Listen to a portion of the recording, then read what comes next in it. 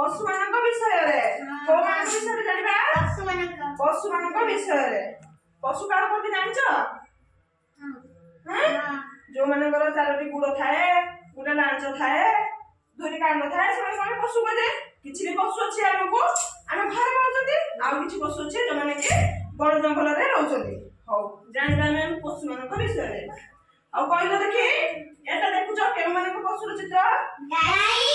गाय गाय माने कोन कहउछथि गाय देखुछ गाय देखुछ हां होला बिना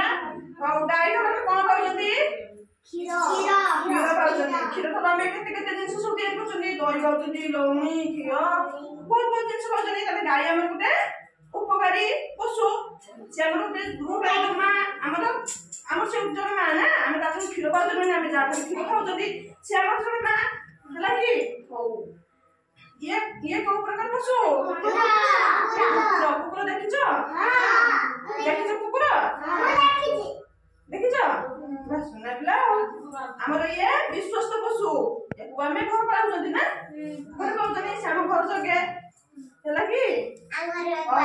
ये ए पशु बिलाई बिलाई में देखिछ हां से भी घर रहउछथि ना देखिछ बिलाई बस पिला सुना पिला ये छेरी देखुछ रुद्र देखुछ कि के पशु एको सुना ना छेरी अब ए पशु नाम कोन ए पशु नाम कोन मेंढा देखिछ मेंढा देखिछ अब ए पशु नाम कोन षंढ